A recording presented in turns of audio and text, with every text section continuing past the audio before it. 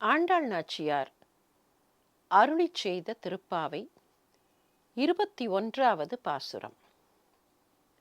ஏற்ற கலங்கள் எதிர்பொங்கி மீதளிப்ப மாற்றாதே பால் சொரியும் வள்ளல் பெரும் பசுக்கள் ஆற்றப் படைத்தான் மகனே அறிவுராய்.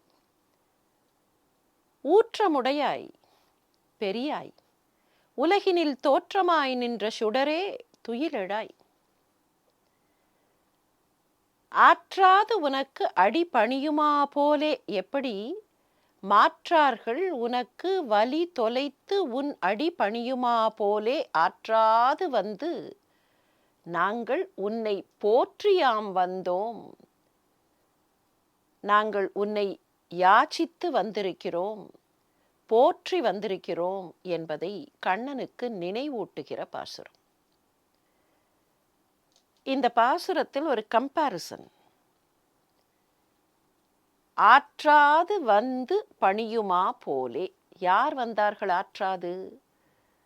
மாற்றார்கள் உனக்கு வலி தொலைத்து ஆற்றாது வந்து உன் அடி பணியுமா போலே.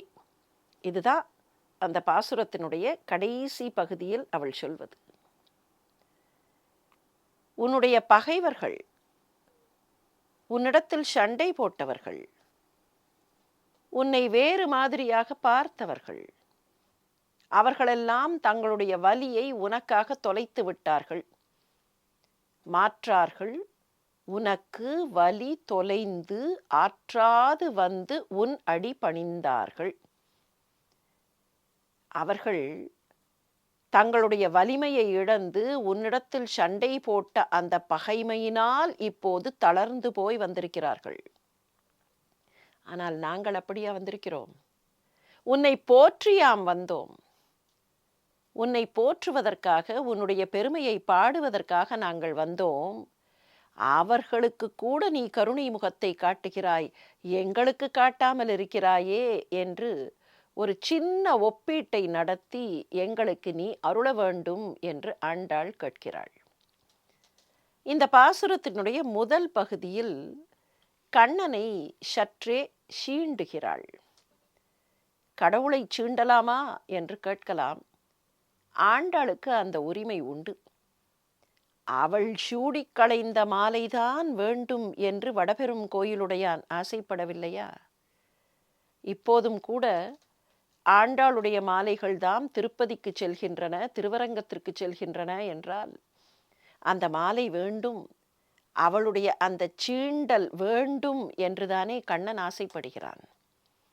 அவள் சீண்டுகிறாள். எப்படி சீண்டுகிறாள்? பாசுரத்தின் முதல் 3 வரிகளை பாருங்களேன்.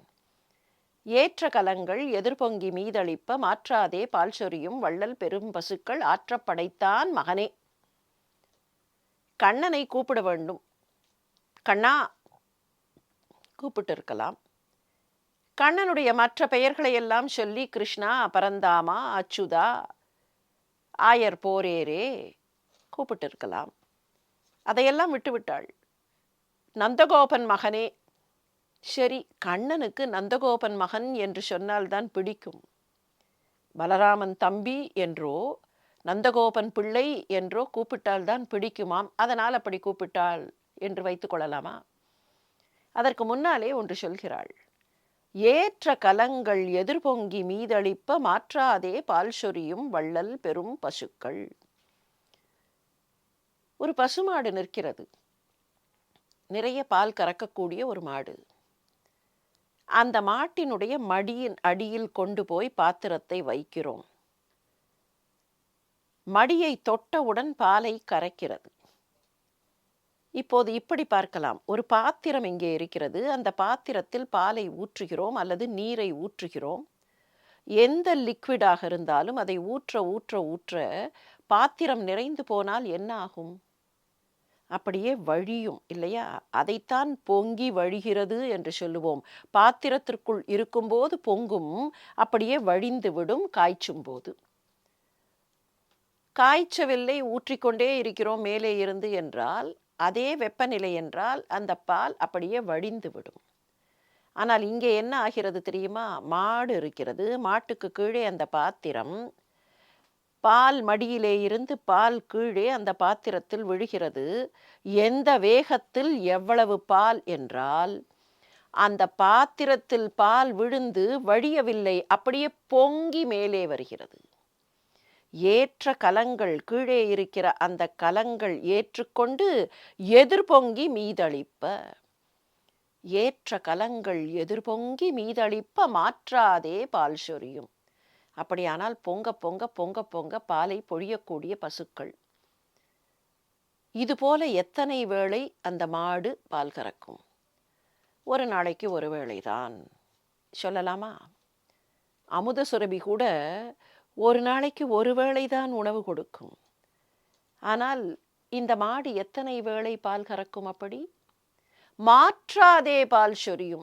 எத்தனை முறை பாத்திரத்தை கொண்டு போய் வைத்தாலும் சரி, எத்தனை பாத்திரங்களை வைத்தாலும் சரி, அந்த பாத்திரங்கள் நிரம்ப நிரம்ப நிரம்ப எதிர்பொங்கி வரக்கூடிய அளவுக்கு பாலை பொழிகிற பசு. இதுபோல எத்தனை மாடுகள்? இதுபோல ஒரு மாடு இருந்தால் கூட போதும். ஆனால் உங்கள் அப்பாவிடத்தில் இதுபோல எத்தனை மாடுகள் தெரியுமா? வள்ளல் பெரும் பசுக்கள் ஆற்ற படைத்தான் மகனே. ஒரு மாடில்லை, எண்ண முடியவில்லை. எங்களுடைய 2 கரங்களால் எண்ண முடியவில்லை. அத்தனை பசுக்கள் உங்கள் அப்பாவிடத்தில் இப்படி இருக்கின்றன. கிருஷ்ணா, உங்க அப்பா கிட்ட இருக்கிற மாட்டுக்கே பாத்திரத்தை கொண்டு வந்து வச்சா பால் கறக்கணுங்கிற அறிவு இருக்கே. நாங்கள் வந்து வாசலில் நிற்கிறோம், எங்களுக்கு அருள் தர வேண்டும் என்கிற எண்ணம் உனக்கு இல்லையா? 5 அறிவு கொண்ட ஜீவன்களுக்கே வந்து கேட்டால் தர வேண்டும் என்கிற எண்ணம், நாங்கள் வந்து இப்படி உன்னை பாடுகிறோமே, எங்களுக்கு அருள் தர வேண்டும் என்கிற எண்ணம் உனக்கு இல்லையா? ஏற்ற கலங்கள் எதிர்பொங்கி மீதளிப்ப மாற்றாதே பால் சொரியும் வள்ளல் பெரும் பசுக்கள் ஆற்றப் படைத்தான் மகனே அறிவுராய். நீ வெறுமே தூக்கத்திலிருந்து எழுவதில்லை. உன்னுடைய அறிவை கொஞ்சம் சுண்டிப்பார். இந்த உண்மை உனக்கு புலப்படும். எழுந்து வா. ஊற்றமுடையாய் பெரியாய் உலகினில் தோற்றமாய் நின்ற சுடரே. நீ எப்படிப்பட்டவன் தெரியுமா? நிறைந்த ஊற்றம், நிறைந்த உறுதி கொண்டவன், மிக பெரியவன். இந்த உலகத்தில் அவதாரங்களாக வந்து நிற்கக்கூடியவன். அப்படி அவதாரமாக வந்ததே எதற்காக வந்தாய்? ஆயர்பாடிக்கு. எங்களுக்கு அருள் கொடுப்பதற்குத்தானே ஆயர்பாடிக்கு வந்தாய். இப்போது ஆயர்பாடி சிறுமியர் நாங்கள் வந்து கேட்கிறோம், எங்களுக்கு அருள வேண்டாமா என்று கண்ணனுடைய திருவடிகளில் பணிந்து, அந்த திருவடிகளையே பற்றி கொண்டு, அதையே ஆதாரமாக கொண்டு ஆண்டாளும் அவளுடைய தோழிமார்களும் கேட்கிறார்கள். அந்த கண்ணன் கடலினை நமக்கும் ஆதாரம்தானே, நாமும் அப்படியே பிரார்த்திப்போம்.